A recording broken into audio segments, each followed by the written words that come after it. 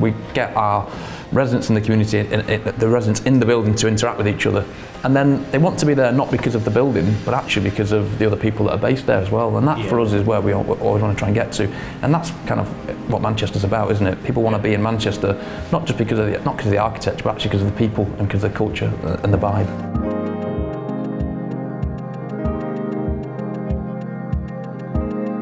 We're a regeneration specialist, property company mostly, but I suppose increasingly find ourselves more and more involved in hospitality.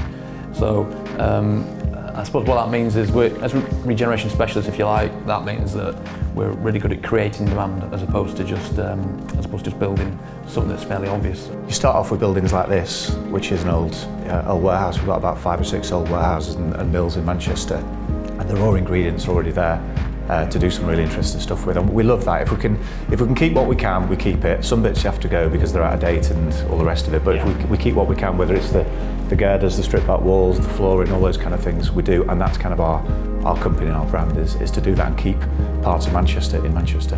What's fantastic about an existing building is that you're able to kind of celebrate the architecture of the time. So it's not just mills, it's kind of, we've done things from the 50s and the 70s where you've got an express kind of concrete frame, so you can have exposed concrete ceilings and floors. And I think that we like that authenticity and we like that ability to do something that's unique as a result and that really improves and adds to the skyline of the city.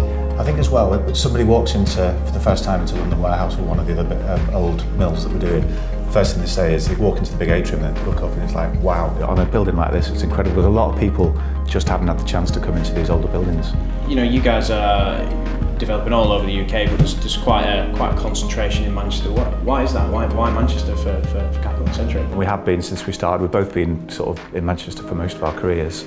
And it's just fundamentally an absolutely brilliant city to be in because it's got that real kind of independent vibe and independent soul to it, which other cities try and emulate, but it's actually quite difficult to do. Capital Centric in some ways reflects that Manchester approach, which is a little bit renegade, prepared to do stuff that's different. Trying to do architecture that's actually sort of thought-provoking and people walk past and look at it and actually hopefully it's Instagrammable because people actually want to take photographs because they're proud of it, they're proud of their city, as opposed to building stuff that's functional but it's been designed on a spreadsheet. One of the things that we're constantly striving to achieve is making sure that people have got an opinion as well of what we do. What you want to do is extract a strong opinion from someone, you know, and I think that's when things are really at their best. If you're pushing boundaries, you're doing something that's quite exciting, and some people are going to love it and some people are going to hate it. A lot of it's down to the quality of the detailing.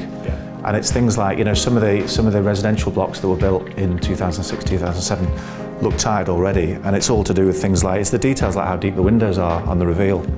You know, a lot of these older buildings that we're in now, the windows are very, very deep, and you just get this kind of articulation on the elevation that just tends to be designed out if you're not careful by, you know, architects and designers and engineers and quantity surveyors. And it's about kind of reeling them in sometimes and making sure they are sticking to fundamentally great architecture that will still look good. It doesn't necessarily have to be fashionable, but it's still going to be kind of on vogue and classic and modern in years to come. Half the stuff we do is new build.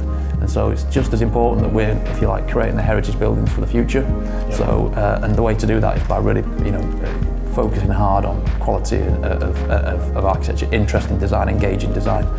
That's definitely something that we're passionate about. Trying to get all the floors of a building to kind of work together, so different residents of different floors, whether it's a commercial scheme or a residential scheme, whatever, are all actually meeting and mingling and actually making use of that ground floor, and the ground floor is actually serving them, not just serving you know, the wider public, but it's getting then the wider public to come into it as well, and just making the whole thing like a hub is, I think, is the key to making a successful development, really.